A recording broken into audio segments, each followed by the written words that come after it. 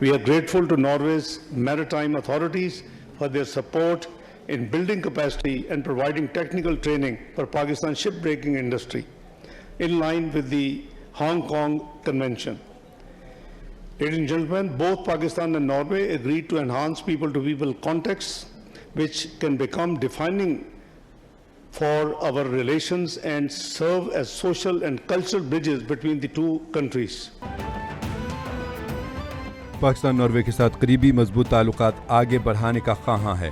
نائب وزیر اعظم اسحاق ڈار نے پریس کانفرنس میں کہا کہ دونوں ملکوں کے درمیان شعبہ تجارت میں بے پناہ مواقع موجود ہیں۔ عوامی سطح پر روابط بڑھانے پر اتفاق ہوا۔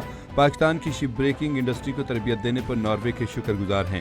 انسانی اسمگلنگ کی روک تھام کے لیے مل کر کام کرنے پر اتفاق کیا ہے۔ تجارت، سرمایہ کاری، تعلیم اور دفاع میں تعاون بڑھانے پر غور کیا۔ We are also discussing that in the context of specifics, but also desire to strengthen our trade relations in more structural ways, which will be a topic for upcoming discussions, including in the context of the EFTA-Pakistan partnership. Pakistan اور Norway کی شراکت داری کو مزید مستحکم کرنا چاہتے ہیں۔ امریکہ ایران جنگ رکوانے میں ثالثی کے لیے پاکستان کا کردار انتہائی اہم ہے۔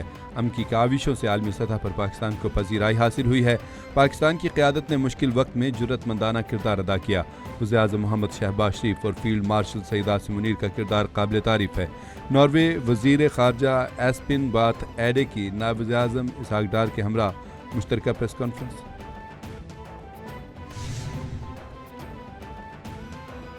ناروے کے وزیر خارجہ کی 10 سال بعد پاکستان آمد، بطور ثالث پاکستان کے کردار کی تعریف۔ وزیر خارجہ ایسپن باتھ ایڈ دفتر خارجہ پہنچے۔ نائب وزیر اعظم اسحاق ڈار نے معزز مہمان کا استقبال کیا۔ ناروے کے وزیر خارجہ کی نائب وزیر اعظم اسحاق ڈار سے ملاقات، دو طرفہ تعلقات کے تمام پہلوؤں کا جائزہ لیا گیا۔ ناروے کے کسی بھی وزیر خارجہ کا یہ ایک دہائی کے بعد دورہ پاکستان ہے۔ ناروے کے وزیر خارجہ کا دورہ پاکستان دو طرفہ روابط کا تسلسل ہے۔ سرکاری املاک کو نقصان پہنچایا گیا، بلکہ سیکیورٹی فورسز پر حملے کیے گئے جو کہ یہاں پہ امن قائم کرنے کے لیے آئی ہیں۔ تو یہ ساری چیزیں 2 ماہ سے زائد کا عرصہ گزر چکا ہے اور تواتر سے یہ چیزیں ہو رہی ہیں۔ یہ تمام چیزیں، یہ تمام پرتشدد کارروائیاں اس چیز کو واضح کرتی ہیں کہ کالعدم عوامی ایکشن کمیٹی نہ صرف ریاست بلکہ ریاستی نظام کو سنگین نقصان پہنچانے کے در پہ ہے۔ کالعدم جوائنٹ ایکشن کمیٹی کی شرنگیزی سب کے سامنے ہے۔ راولاکوٹ میں عوام کی جان و مال کو خطرے میں ڈالا گیا۔ ترجمان Azad Jammu Kashmir S S P Khawar Ali Shaukat نے کہا کہ سی ایم ایچ راولاکوٹ کے باہر آزاد کشمیر کے پولیس اہلکاروں کو شہید کیا گیا۔ کالعدم ایکشن کمیٹی کے شرپسندوں نے انتخابی ڈیوٹیوں پر مامور 8 اہلکاروں کو اغوا کیا۔ مغوی اہلکاروں پر تشدد کیا گیا۔ شرپسندوں نے مغوی اہلکاروں کے اہل خانہ کو دھمکیاں دیں۔ کالعدم کمیٹی مغوی پولیس اہلکاروں کو فوری طور پر رہا کرے۔ اگر مغوی اہلکاروں کو کوئی نقصان پہنچا تو اس کے سنگین نتائج ہوں گے۔ کالعدم جوائنٹ ایکشن کمیٹی کا ایجنڈا ریاستی امن کو تباہ اور اداروں کو مفلوج کرنا ہے۔ وفاقی وزیر داخلہ محسن نقوی کا NCCIA ہیڈ کوارٹرز کی زیر تعمیر عمارت کا دورہ۔ NCCIA ہیڈ کوارٹر اپ گریڈیشن پروجیکٹ کامپ سست روی کا شکار، مزدور غائب۔ وزیر داخلہ محسن نقوی کا اپ گریڈیشن پروجیکٹ پر کام کی سست رفتار پر برہمی کا اظہار۔ وفاقی وزیر داخلہ محسن نقوی کا موقع پر ہی متعلقہ حکام کو فون، ہیڈ کوارٹرز کے اپ گریڈیشن پروجیکٹ پر کام تیز کرنے کی ہدایت۔ پروجیکٹ پر پیش رفت نہ ہونے پر افسوس ہوا۔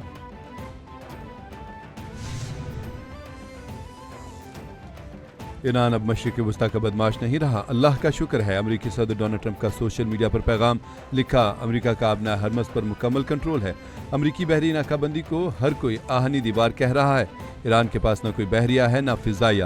ایران کے پاس فوجیوں کو دینے کے لیے تنخواہ نہیں ہے۔ پاسداران تباہ ہو چکے ہیں، اب راہ فرار اختیار کر رہے ہیں۔ ایران صرف باتیں کر سکتا ہے، ملک میں مہنگائی بھی 300% تک ہو چکی ہے۔ پاسداران انقلاب کو دشمن کی سرزمین پر حملوں کی صلاحیت حاصل کرنے کا حکم۔ ایرانی پاسداران انقلاب کے سینئر مشیر بریگیڈیئر جنرل رضا نقدی کا کہنا ہے کہ اپنی صلاحیت اس قدر بڑھائیں ملکی سرحدوں سے جارحانہ آپریشنز دشمن کی زمین تک انجام دیا جا سکے۔ امریکہ کا جنگی بجٹ ایران کے دفاعی بجٹ سے 100 گنا زیادہ ہے۔ دشمن کے تمام 14 مقاصد ناکامی سے دوچار کیے گئے ہیں۔ ایران کو اس قابل ہونا چاہیے کہ وہ جنگ دشمن کے علاقے تک۔ مشترکہ دفاعی معاہدے میں مزید ممالک بھی شامل ہوں گے۔ ترک صدر کا کہنا ہے کہ معاہدے کے لیے ہمارا وین صرف 3 ممالک تک محدود نہیں ہے۔ ہم امید کرتے ہیں کہ یہ معاہدہ مزید وسعت اختیار کرے. شاید ایک دن ایسے حالات پیدا ہوں کہ خطے کے تمام ممالک اس کے دائرہ کار میں یکجا ہو جائیں. اگلے مرحلے میں مصر بھی اس معاہدے میں شامل ہو جائے گا. مصر کی شمولیت میں صرف چند تکنیکی امور رکاوٹ بنے ہوئے ہیں. امریکی جریدے نیشنل انٹرسٹ نے مکہ باہمی دفاعی معاہدے کو مضبوط نئے دفاعی صنعتی مرکز کی بنیاد قرار دے دیا. مکہ معاہدہ گہرے سفارتی اور عسکری اثرات کے ساتھ ساتھ ایک مربوط دفاعی صنعتی نظام کی شکل اختیار کر سکتا ہے. پاکستان عالمی دفاعی منڈی میں ابھرتی طاقت ہے. پاکستان زمینی، بحری اور فضائی دفاعی نظام کی مکمل رینج برآمد کرنے کی صلاحیت رکھتا ہے. جنگی آلات کی اسمبلی اور تعمیر نو سے پاکستان کا دفاعی صنعتی ڈھانچہ مضبوط ہوا.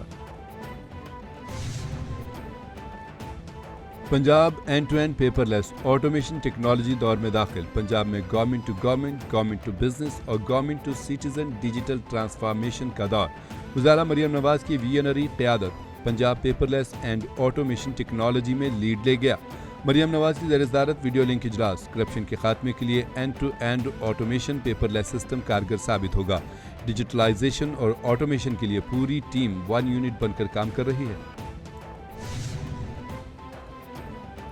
افغان طالبان کی مسلسل حمایت سے پاکستان میں دہشت گرد حملے بڑھ گئے. پاکستان میں ٹی ٹی پی کو افغان طالبان کی حمایت کا ایک اور ثبوت سامنے آ گیا. افغان طالبان کی جانب سے ٹی ٹی پی کو افرادی، مالی اور اسلحہ معاونت کا انکشاف. ٹی ٹی پی کے واٹس ایپ گروپ کی ویڈیو منظر عام پر آ گئی. ویڈیو میں ضلع باجوڑ میں مارے گئے افغان شدت پسندوں کی تصویریں اور نام بھی شامل.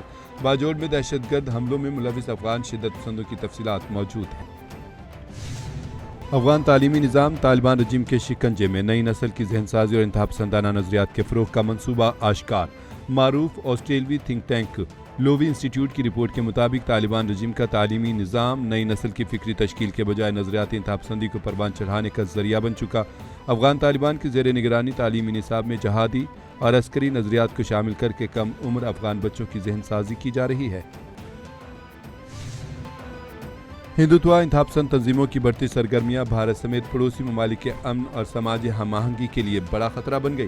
بھارتی جریدے دی وائر کے مطابق مودی کی انتہا پسندہ پالیسیوں نے ہندوتوا تنظیموں کو طاقتور ہونے کا موقع فراہم کیا. بم دھماکوں میں آر ایس ایس اور وشو ہندو پریشد کے کردار کی تحقیقات پر آوازیں اٹھنے لگیں. پاکستان میں ہونے والی شرپسند کارروائیوں کا تربیتی network R S S کی قیادت میں چلایا جاتا ہے.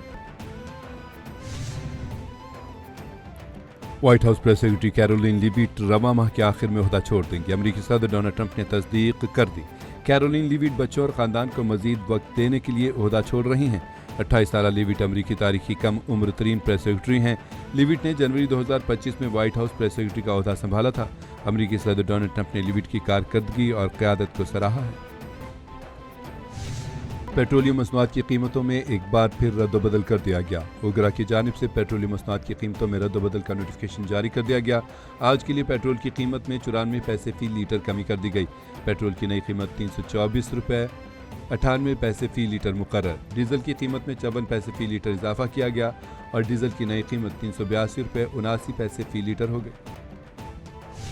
ملک بھر میں جشن آزادی کی تیاریاں عروج پر. صرف ایک روز باقی. لاہور میں قومی پرچم کے رنگوں اور روشنیوں سے جگمگاہٹیں. اہم شاہراہیں برقی قمقموں سے منور. لبرٹی، مینار پاکستان، مال روڈ، جیل روڈ نے سفید سبز رنگوں کی چادر اوڑھ لی. کینال روڈ گلبرگ میں لگی روشنیاں ہر آنکھ کو بھانے لگیں. جام شورو کی جامعات میں بھی حب الوطنی کے رنگ بکھر گئے. تھرکے صحراؤں میں جشن آزادی کے منفرد رنگ. شہری اپنے گھروں گلیوں کو سبز ہلامی پرچموں اور برقی قمقموں سے سجانے میں مصروف. بازاروں میں قومی پرچم، بیجز، جھنڈیاں اور دیگر جشن آزادی کا سامان خریدنے والوں کا رش. پاکستان ہماری پہچان ہے. شہری 14 اگست جوش و خروش سے منانے کے لیے پرجوش. جشن آزادی پر آئی ایس پی آر کی جانب سے ملی نغمہ میرا پیارا وطن پاکستان ریلیز کر دیا گیا. نغمے کے بول وطن عزیز سے بھرپور محبت اور یکجہتی کی عکاسی کر رہے ہیں. نغمے میں جی بی کی حسین وادیوں اور خوبصورت مناظر کو قومی محبت سے جذبے سے جوڑا گیا. نغمے میں گلگت بلتستان سے تعلق رکھنے والے گلوکار مجید احمد نے اپنی آواز کا جادو جگایا. ملی نغمے میں اہل وطن کی اپنے ملک سے والہانہ محبت اور وفاداری کو اجاگر کیا گیا ہے.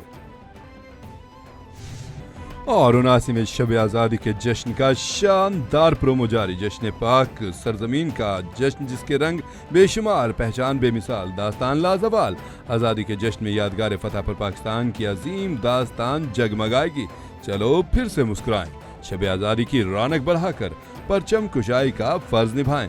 आओ मिलकर 79वीं शब आज़ादी को यादगार फतह इस्लामाबाद पर जश्न मनाएं। यादगार फतह पर 13 और 14 अगस्त की रात यानी आज रात जश्न आज़ादी का एक शानदार प्रोग्राम होगा।